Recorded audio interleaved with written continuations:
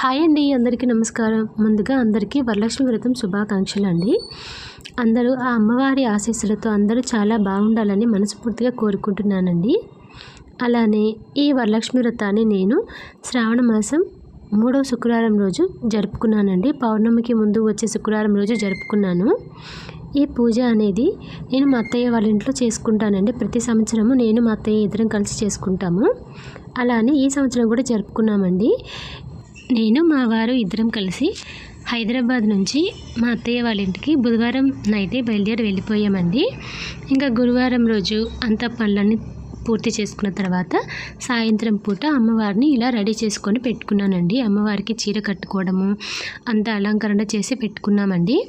ఇంకా శుక్రవారం తెల్లవారుజామున లేచి అంతా పనులన్నీ చేసుకున్న తర్వాత అమ్మవారికి ఇంకా కలశం పెట్టుకొని పూజ చేసుకున్నామండి. ఇంకా ఆ రోజు అమ్మవారికి ప్రసాదంగాను పొంగలి, పులిహోర, దద్దోజనం, వడపప్పు, పానకం, శనగలు పెట్టుకున్నామండి అమ్మవారికి. అలానే పూలు, పళ్ళు అలా కూడా పెట్టుకున్నాము. ఇంకా బూరెలు, పూర్ణాలు కూడా చేసుకున్నామండి.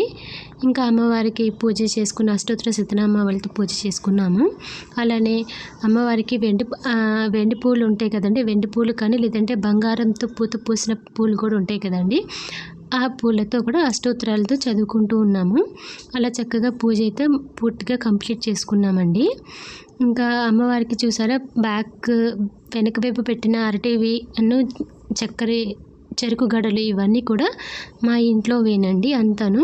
ఆ పువ్వులు కూడా అన్ని అలంకరణ అంతా పూల అలంకరణ కానీ అక్కడ ఏవైతే ఉన్నాయో అన్నీ కూడా మా ఇంట్లో పండినవేనండి, కాసినవేనండి అన్నీను. ఇంకా ఆ రోజు ఇలా పూజ చేసుకున్న తర్వాత తోరం పూజ కూడా చేసుకున్నాము. ఇట్లాగా అమ్మవారికి పూజ పూర్తి కంప్లీట్గా చేసుకున్న తర్వాత లలిత సహస్రనామం కూడా చదువుకున్నామండి. నేను మా అత్తయ్య ఇద్దరం కలిసి పూజ చేసుకున్నాము.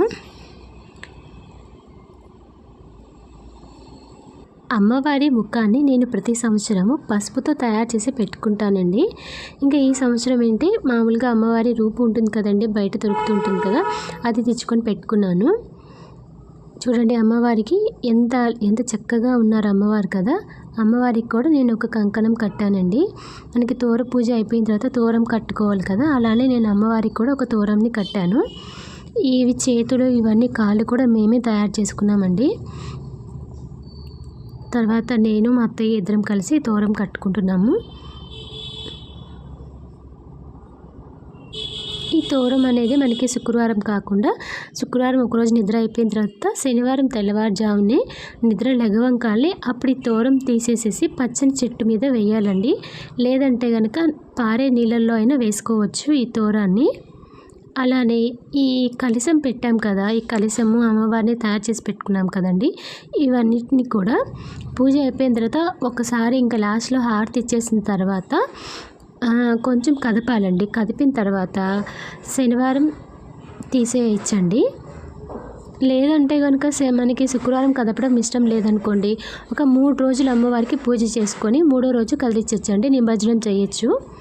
ఇంకా అమ్మవారికి పెట్టిన అవి ఉన్నాయి కదండి, కొబ్బరికాయలు కానీ పువ్వులు కానీ ఏవైతే ఉన్నాయో పువ్వులు అవన్నీ కూడా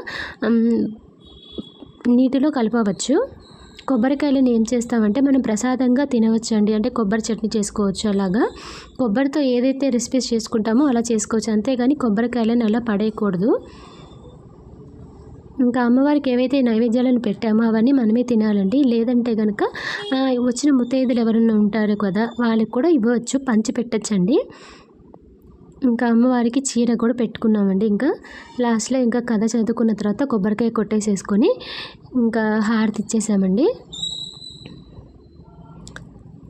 ఎంత గట్టిగా ఉన్నాయో కాయలు అయితేను. ఇలా అమ్మవారికి పూజ చేసుకున్న తర్వాత ఇంకా మా అత్తయ్య కూడా ఇంకొక కొబ్బరికాయ కొట్టారండి. నేను ఒక కొబ్బరికాయ, మా అత్తయ్య కూడా ఒక కొబ్బరికాయ కొట్టింది. ఇలా పూజ అయిపోయిందండి. చక్కగా అమ్మవారి పూజ అయితే బాగా జరుపుకున్నాము.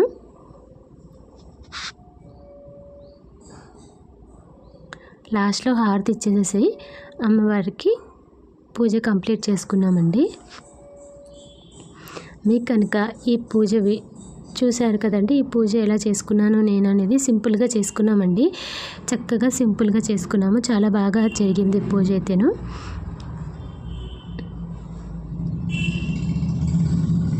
మీకు కనుక ఈ వీడియో నచ్చినట్లయితే ఏదైనా సందేహాలు ఉన్నా కానీ నాకు చెప్పండి. Thank you for watching my channel and subscribe.